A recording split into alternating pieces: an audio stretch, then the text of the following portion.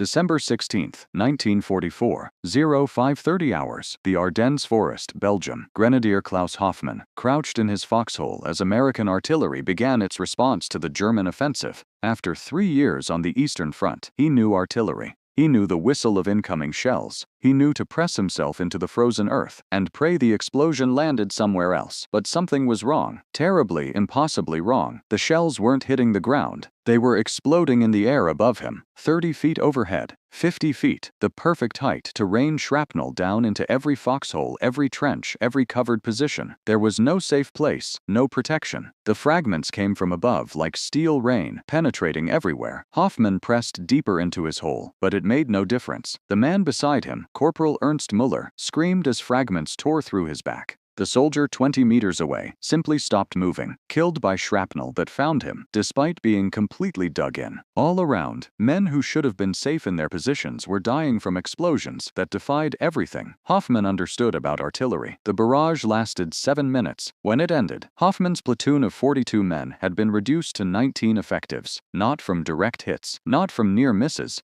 but from airbursts that seemed to know exactly where they were, that detonated at precisely the right height to maximize casualties. As medics worked frantically on the wounded, Hoffmann heard Lieutenant Steiner on the radio reporting to battalion, "The Americans have a new weapon, some kind of shell that explodes in the air. Our positions offer no protection. Casualties are catastrophic." What Hoffmann couldn't know was that he had just experienced the most closely guarded secret in the Allied arsenal, the proximity fuse, a miniature radar system, small enough to fit in an artillery shell, sophisticated enough to detect the ground and detonate at optimal height, a weapon so revolutionary that it would transform the mathematics of warfare itself. German troops never knew these shells could think, never imagined that American artillery had developed the ability to find the perfect killing height automatically. Never understood that the technological gap between the armies had grown so vast that their most basic assumptions about survival were now obsolete. The weapon that would devastate German forces in the Ardennes had been born from a desperate need 3 years earlier. In 1941, German bombers were terrorizing British cities, while Luftwaffe fighters dominated European skies. Anti-aircraft artillery, the primary defense against aircraft, suffered from a fundamental problem. Hitting a fast-moving airplane with a shell that had to explode at exactly the right moment was nearly impossible. Traditional anti-aircraft shells used time fuses. Gunners calculated the target's altitude, set the fuse to explode at that height, and fired.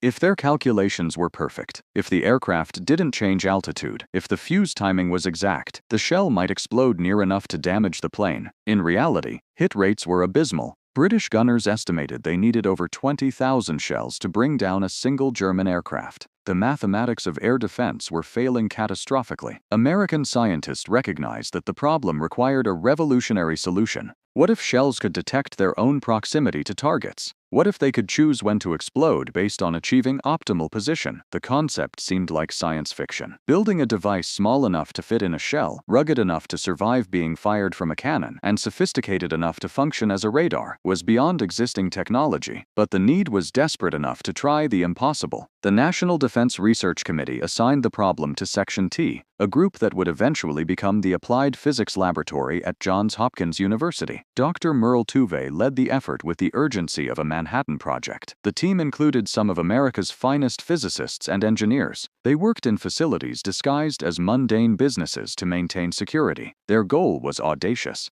Create a miniature radar that could survive 20,000 times the force of gravity, function while spinning at extreme speeds, operate in temperatures from hundreds of degrees below zero to hundreds above, and do all this reliably enough to mass produce by the millions. The technical challenges seemed insurmountable. Radio tubes, the heart of any radar system, were fragile glass devices designed for stationary use in living rooms and laboratories. The acceleration of artillery firing would crush any conventional tube instantly. The team needed to miniaturize components to a scale never attempted. They needed to create batteries that activated only when fired. They needed to design circuits that could withstand forces that would turn a human body into a thin paste. Dr. James Van Allen, who would later discover Earth's radiation belts, led the miniaturization effort. His team developed vacuum tubes, no larger than pencil erasers, that could survive the impossible forces. Every component was redesigned from scratch. Resistors were wrapped tightly to withstand shock. Capacitors were built with reinforced structures. The entire circuit was potted in wax compound to prevent movement during firing. The battery was ingenious. A glass ampule containing electrolyte remained sealed during storage. At the moment of firing, the acceleration crushed the ampule, the electrolyte mixed with active elements, and the battery came to life, powering the device for its brief flight. By 1943, the team had achieved the impossible. The VT fuse, officially the variable time fuse but actually a proximity fuse, was ready for production. The device was a marvel of miniature engineering, 130 individual components packed into a space no larger than a coffee can, 4 vacuum tubes that could withstand forces that would destroy a tank, a radio transmitter operating at 180 to 220 MHz, a receiver sensitive enough to detect reflected signals, an electronic switch that would trigger detonation when signal strength indicated optimal proximity. All of this had to function perfectly after experiencing forces equivalent to being hit by a train while spinning thousands of times per minute. The first combat use came in the Pacific in early 1943, where proximity-fused shells transformed anti-aircraft defense. Japanese pilots who had grown confident attacking American ships suddenly faced walls of exploding steel. The fuses detected aircraft at optimal range and detonated automatically. Hit rates improved from less than 2% to over 50% in some engagements. The psychological impact on Japanese aircrews was devastating. They couldn't understand how American guns had suddenly become so deadly. But the weapon's use was strictly controlled. The fuses were authorized only over water, where German forces couldn't recover duds for analysis, only for anti-aircraft use, where the technological secret seemed worth the tactical advantage. General Eisenhower and his staff understood that if Germany obtained an intact fuse and reverse-engineered the technology, the advantage would vanish. Even worse, German scientists might apply the technology to their V-weapons, making the V-1 flying bombs and V-2 rockets far more deadly. The secret had to be protected at any cost. The situation changed on December 16, 1944. Hitler's desperate gamble in the Ardennes, Operation Watch on Rhine, caught Allied forces by surprise. German panzers smashed through American lines. Infantry in winter camouflage infiltrated Allied positions. The weather grounded Allied aircraft, negating the air superiority that had dominated since D-Day. American forces faced potential catastrophe. Conventional artillery was proving inadequate against German attacks through forested terrain, where traditional ground bursts were largely ineffective. Colonel Oscar Alfred Axelson commanded the 406th Artillery Group, supporting the embattled 38th Cavalry Squadron near Monschau. His gunners were firing frantically, but German infantry kept coming through the dense forest. Foxholes and covered positions protected the attackers from ground-burst shells. The mathematics were brutal. Each German soldier required multiple direct hits to neutralize, and direct hits were matters of luck. Axelson's unit was losing the battle despite having ammunition and guns. They needed a force multiplier. Axelson knew about proximity fuses. Artillery officers had been briefed on the technology's existence, though most had never seen the weapons. The fuses were locked in special bunkers under guard, reserved for anti-aircraft use, and forbidden for ground combat. Using them without authorization could result in court-martial. But Axelson faced an immediate choice: follow orders and watch his supported unit be overrun, or use the forbidden weapon and possibly save American lives while risking his career. At approximately 0600 hours on December 16th, Axelson made his decision. He ordered his ammunition handlers to break open the restricted storage, load proximity fuses. His gunners, trained on the special shells but never authorized to fire them in ground combat, prepared their pieces. The first ranging shots went out. Then the full battery fired for effect. The results exceeded even optimistic expectations. German infantry advancing through the forest encountered hell from above. The shells detonated 30 to 50 feet overhead, transforming each explosion into a cone of fragments that covered an area 10 times larger than ground bursts. Foxholes offered no protection from shrapnel falling vertically. Trees that would have absorbed ground burst fragments instead multiplied the effect, as shell fragments shattered branches into thousands of wooden projectiles traveling at lethal velocities. Troops that had been invisible in covered positions were suddenly exposed to airbursts that found them regardless of cover. The psychological impact was immediate. German soldiers had learned through years of combat how to survive artillery. You heard the incoming whistle. You pressed into your hole. You hoped the shell landed far enough away. If it hit nearby, the earth and your foxhole walls absorbed most fragments. Casualties from near misses were relatively rare. But proximity fuses changed everything. There was nowhere to hide from explosions that came from directly overhead. The training and experience that had kept soldiers alive became worthless. The 326th Volksgrenadier Division, spearheading the attack in Axelson's sector, suffered casualties that shocked German commanders. Companies that should have overwhelmed the outnumbered Americans instead stalled and retreated.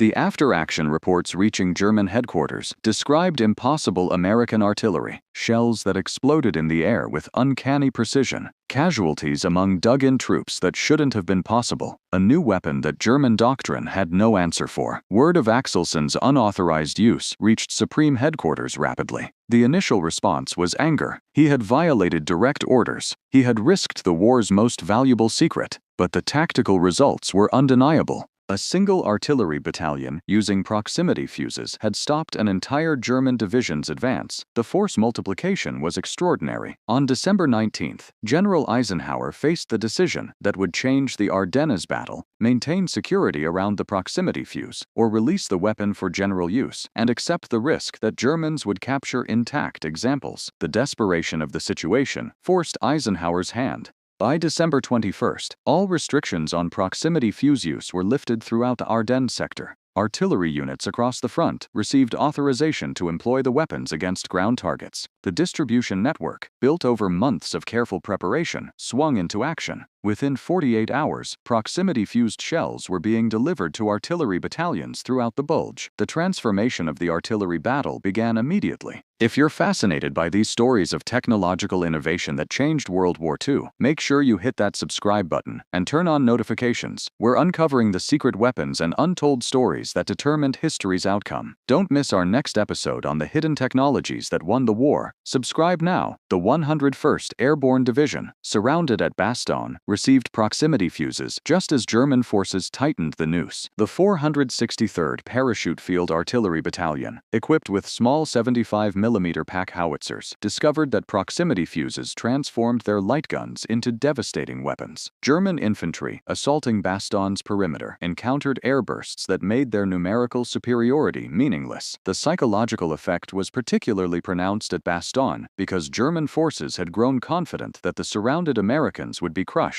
Instead, they found themselves dying in positions they thought were safe. Major Kenneth Heckler, a military intelligence officer who interviewed German prisoners throughout the Ardennes campaign, documented the psychological breakdown proximity fuses caused. Prisoners consistently described the airbursts as the most terrifying weapon they faced. Veterans of the Eastern Front, men who had survived Stalingrad and the retreat from Russia, said they had never experienced anything so demoralizing. They couldn't fight back against explosions that came from directly overhead. They couldn't take cover. They couldn't use their tactical skills to improve survival odds. They could only endure and hope was increasingly in short supply. The technical specifications of the proximity fuse explained its devastating effectiveness. The device transmitted radio waves continuously during flight. These waves reflected off any solid object: the ground, trees, vehicles, buildings, human bodies. As the shell approached the ground, the reflected signal grew stronger. When signal strength reached a predetermined threshold, indicating the shell was at optimal height, an electronic switch closed, and the shell detonated. The entire process happened automatically, requiring no input from gunners beyond aiming and firing. The optimal burst height had been determined through extensive testing. For 105mm howitzer shells, the standard American divisional artillery weapon, 30 feet proved ideal. At this height, the cone of fragments spread to cover a circle, roughly 50 yards in diameter. Every fragment descended at a steep angle, penetrating covered positions. The lethal radius of a proximity-fused shell exceeded a ground-burst shell's radius by a factor of 4, but the psychological radius was even larger. Troops within 200 yards of an airburst felt the terror, even if fragments didn't reach them. For larger 155mm guns, optimal burst height increased to 50 feet. These heavier shells carried more explosive and more fragments. A 155mm proximity-fused shell could clear an area the size of a football field. German troops learned to fear the distinctive sound of 155mm howitzers. The heavier guns created a deeper sound than the lighter pieces, and that sound now meant death from above, with no possibility of protection. The rare 240mm howitzers, massive artillery pieces that fired shells weighing 360 pounds, achieved optimal burst heights of 70 feet or more. These weapons were relatively scarce, but when employed with proximity fuses, they created devastation that had to be seen to be believed. A single 240mm proximity-fused shell could kill or wound every soldier in a company-sized area. German units that encountered these weapons in action often ceased to exist as combat-effective formations within minutes. German intelligence desperately tried to understand the new weapon. In December 1944, Wehrmacht forces overran an American ammunition depot and captured approximately 20,000 proximity-fused shells. This intelligence coup should have led to immediate countermeasure development. German technical experts examined the captured fuses with growing disbelief. The presence of vacuum tubes in an artillery shell violated everything they believed possible. The miniaturization exceeded anything German industry had achieved. The ruggedness seemed impossible, given the delicate nature of radio components. Some German engineers concluded the Americans must be using a different principle, perhaps magnetic or acoustic detection, and that the visible radio components were decoys. Others believed the fuses were propaganda, that the captured examples were fake devices designed to mislead German research. The truth, that American industry had solved problems German scientists thought impossible, was too painful to accept. This failure of imagination proved fatal. Germany never developed effective countermeasures because they never fully accepted what they were facing. The irony of the situation would have been amusing if the consequences weren't so tragic. Germany had actually led proximity fuse research before the war. Companies like Rheinmetall Borsig and AEG Berlin had working prototypes by 1940, but Hitler's directive canceling all weapons programs requiring more than 6 months for production had killed German proximity fuse development. The Führer wanted immediate results, quick victories, wonder weapons that could be fielded within weeks. Long-term research was abandoned. By the time German leadership recognized their mistake, America had a 3-year head start that proved insurmountable. The Battle of the Bulge demonstrated proximity fuse effectiveness at every level. During the German attack on Bastogne, artillery using proximity fuses inflicted an estimated 60% of all German casualties, despite firing only 25% of total shells. The force multiplication was extraordinary. At Elsenborn Ridge, where the 2nd and 99th Infantry Divisions held critical terrain against the 6th SS Panzer Army, proximity fuses turned what should have been a close-run fight into a slaughter. German formations attempting to assault the ridge were shattered by airbursts before reaching American lines. General George S. Patton, whose Third Army drove north to relieve Bastogne, personally witnessed proximity fuse effects that became legendary. At the Sauer River near Echternach, on December 25th and 26th, a German battalion attempted a crossing during darkness and fog. Traditional artillery would have required careful adjustment of fire, giving the Germans time to complete their crossing or take cover. Proximity fuses required no such adjustment. Patton watched as his artillery caught the German formation in the open. Patton wrote in his memoir, War as I Knew It, about this engagement. We caught a German battalion crossing the Sauer. The new VT ammunition was devastating. The shells burst in the air above them. They had nowhere to run. The river behind them, our fire in front and above. When the firing stopped, we counted 702 bodies. This figure, 702, killed by actual body count, represented one of the few precisely documented casualties from proximity fuse employment. A single German battalion essentially ceased to exist in minutes, with no possibility of escape or effective defense. The psychological impact rippled through German ranks. Soldiers began refusing orders to cross rivers or advance through open areas. The aggressive tactics that had characterized German operations since Poland gave way to hesitancy and fear. Commanders found their troops increasingly unwilling to leave covered positions, even when tactical situations demanded movement. The weapon that caused this breakdown wasn't more powerful than conventional artillery in terms of explosive force. It was simply more efficient at finding and killing soldiers who thought they were safe. The winter forest warfare of the Ardennes proved particularly deadly when proximity fuses entered the equation. The dense evergreen forests provided excellent concealment and numerous covered positions. Traditional ground-burst artillery was largely ineffective because trees absorbed fragments and restricted bursts. German forces had learned to use forests as sanctuaries where American artillery posed minimal threat. Proximity fuses change the mathematics completely. When a proximity-fused shell detonated above a forest canopy, several effects combined to create extraordinary lethality. The original shell fragments traveled outward and downward in expanding cones. These fragments struck branches, trunks, and foliage, shattering them into thousands of secondary wooden projectiles. Pine and fir branches, frozen and brittle in winter cold, exploded into splinters, traveling at hundreds of feet per second. A single proximity-fused shell detonating above dense forest could create a 360-degree killing zone, 50 yards in diameter, where both metal fragments and wooden splinters made survival nearly impossible. German soldiers who had considered themselves experts in forest warfare found their expertise worthless. The careful positioning behind large trees meant nothing when shrapnel came from directly overhead. The well-constructed overhead cover that protected against conventional artillery became death traps as the heavy logs absorbed energy from explosions above, then collapsed on soldiers beneath. German tactical doctrine for forest fighting, refined through years of combat in Russia and France, was rendered obsolete by a technology they never imagined possible. We hope you're learning something incredible about the secret weapons that changed history. If you want more content like this, revealing the innovations that won World War II, subscribe to our channel and hit the bell icon. We've got amazing stories coming about technology, tactics, and the humans who changed warfare forever. Subscribe now so you don't miss what's next. The production miracle behind proximity fuses demonstrated American industrial capacity at its peak. Creating a device with 130 individual components, 4 vacuum tubes, and sophisticated electronics was challenging enough. Mass-producing millions of them while maintaining quality standards seemed impossible. Yet American industry achieved exactly that. Over 100 companies participated in proximity fuse production. RCA, General Electric, Sylvania, and Crosley Corporation converted entire factories to fuse manufacturing.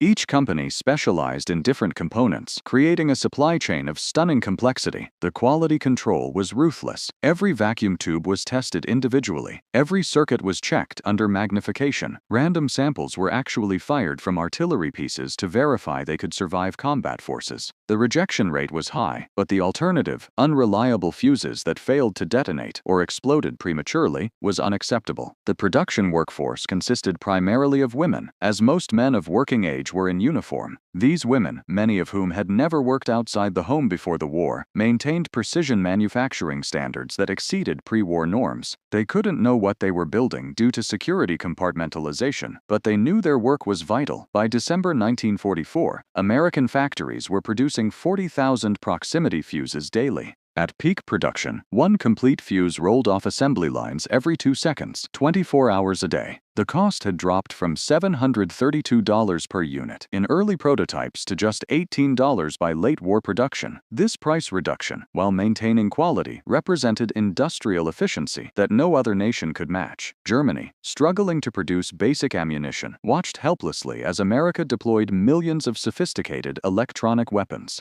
The statistical impact of proximity fuses on the Ardennes campaign can be measured precisely. American artillery fired approximately 200,000 proximity-fused shells during the battle. These shells, representing about 15% of total artillery ammunition expended, accounted for an estimated 30 to 40% of all German casualties from artillery. The force multiplication was roughly 3 to 1. Each proximity-fused shell was 3 times as effective as a conventional shell at causing casualties. The casualty breakdown revealed why proximity fuses were so deadly. Conventional artillery caused most casualties through near misses, where fragments from ground bursts struck soldiers who were partially exposed. Soldiers in properly constructed foxholes with overhead cover had roughly 50% protection against conventional shells. Proximity fuses reversed this equation. Soldiers in foxholes were now more vulnerable because fragments descended vertically into their positions. Overhead cover, unless exceptionally heavy, offered little protection. The survival rate for soldiers caught in the open remained roughly the same, but soldiers who thought they were protected in covered positions died at rates approaching those caught in the open. German medical services were overwhelmed by the types of wounds proximity fuses inflicted. Traditional artillery casualties came from front and side fragments. Medics and surgeons knew how to treat these wounds. Proximity fuse casualties suffered wounds from above. Fragments entering through backs, shoulders, and the tops of heads created injury patterns German doctors had rarely encountered. The wounds were often more severe because fragments descended with gravity rather than traveling horizontally, resulting in deeper penetration and more damage to vital organs. The German response to proximity fuses evolved as desperation grew. Initial reports assumed the airbursts were lucky hits or skillful American gunnery. As the pattern became clear, German intelligence began intercepting American radio communications and analyzing captured documents. By early January 1945, Wehrmacht headquarters understood they faced a technological weapon, not just skilled tactics. Orders went out to all units: collect any unexploded shells for analysis. Avoid concentration in open areas, increase overhead cover thickness, improve camouflage discipline. None of these countermeasures proved effective. The attempt to collect unexploded proximity-fused shells for analysis met with limited success. The fuses were designed to be extremely reliable, with failure rates below 1%. Of the 200,000 fired during the Ardennes, fewer than 2,000 failed to detonate. Of these, most had buried themselves in frozen ground or shattered on impact. The few intact examples recovered arrived at German testing facilities, too late to influence the campaign. When German engineers finally understood the radio-based detection system, they recognized that countermeasures would require electronic jamming equipment that didn't exist in field-deployable form. The final German offensive operation, Operation Nordwind in Alsace-Lorraine, beginning January 1, 1945, demonstrated that German forces had learned nothing that could protect them. American artillery units now employed proximity fuses as standard ammunition rather than special weapons. The German attacks, planned to draw American forces away from the Ardennes, met walls of airbursts that shattered formations before they could close with American positions.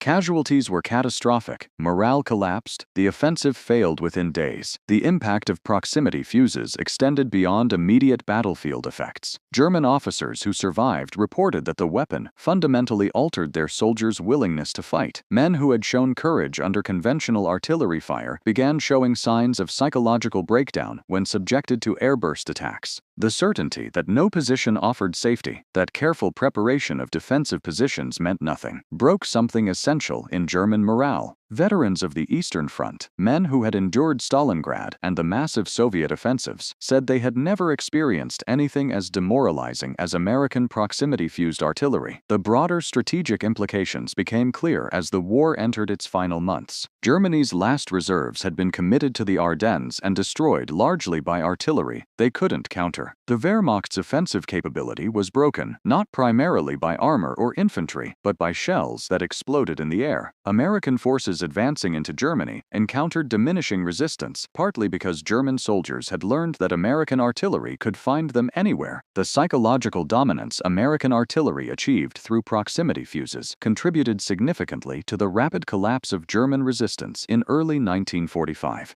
The weapon's effectiveness against the V-1 flying bomb program deserves special mention. When Germany launched V-1s against London and Antwerp, proximity-fused anti-aircraft shells transformed interception from nearly impossible to routine. Traditional anti-aircraft shells required direct hits or extremely close misses to destroy the fast-moving cruise missiles. Hit rates were below 10%. Proximity fuses detected the flying bombs at optimal range and detonated automatically. Within weeks of proximity fuse deployment, hit rates improved to nearly 80%. The V-1, which had terrorized London and threatened Allied logistics, became little more than a nuisance. The final irony of the proximity fuse story emerged after Germany's surrender. American technical intelligence teams discovered that German scientists had actually achieved working proximity fuses by late 1944. The devices used electrostatic detection rather than radio, but they functioned reliably. Reich Marshal Hermann Göring admitted during interrogation that German fuses were perhaps 3 to 4 months from production when the war ended.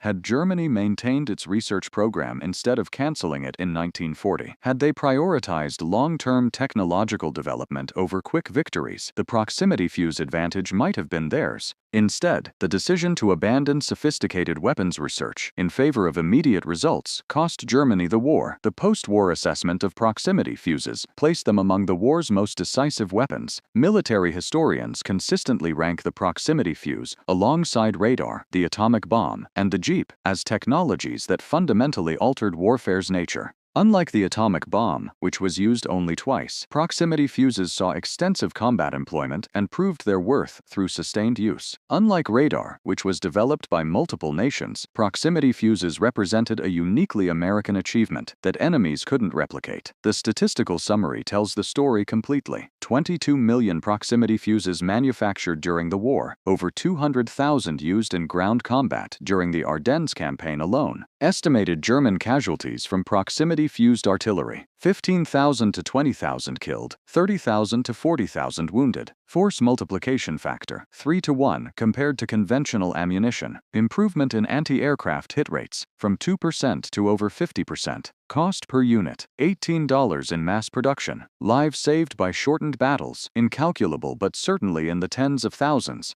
The legacy of proximity fuses extends far beyond World War II. Every modern artillery shell with airburst capability descends from the technology developed at Johns Hopkins. Every missile with proximity detection uses principles first proven in those miniature radar sets fired from howitzers. The engineering challenges overcome in creating vacuum tubes that could survive artillery firing led directly to the miniaturization revolution that eventually produced integrated circuits and modern electronics. The scientists who developed proximity fuses went on to pioneer space technology, satellite systems, and countless other innovations. The human impact of proximity fuses was complex and troubling. The weapon undeniably saved American lives by shortening battles and reducing the need for direct assault on fortified positions. Casualty rates dropped measurably in units that had access to proximity fuses compared to those using only conventional ammunition. Yet the weapon's effectiveness at killing soldiers who believed they were safe raised moral questions that persist today. The terror it inflicted on German soldiers was profound and intentional. Whether technological superiority that causes such psychological trauma is ethically different from other forms of combat advantage remains debated. For the German soldiers who experienced proximity-fused artillery fire, the weapon represented a fundamental betrayal of their understanding of warfare. Grenadier Klaus Hoffmann, who survived the initial barrage on December 16th and lived through the rest of the Ardennes campaign, wrote in a letter discovered decades later, "We had learned to survive artillery through years of war. We knew the sounds, the timing, the moments of danger and safety. Then the Americans changed the rules. Their shells found us where we should have been safe. The earth itself offered no protection. Men who had survived Russia, who had endured bombardments that lasted days, broke under these new shells that exploded above us. We stopped believing we could survive." The proximity fuse story is ultimately about the collision between German military experience and American technological innovation. German forces entered the Ardennes with confidence born from years of combat success. They had developed tactics refined through countless battles. They understood artillery and knew how to minimize its effects. Then they encountered a weapon that made their experience worthless and their tactics obsolete. The psychological impact of discovering that your enemy has developed something you never imagined possible, something you can't counter or even understand, is devastating.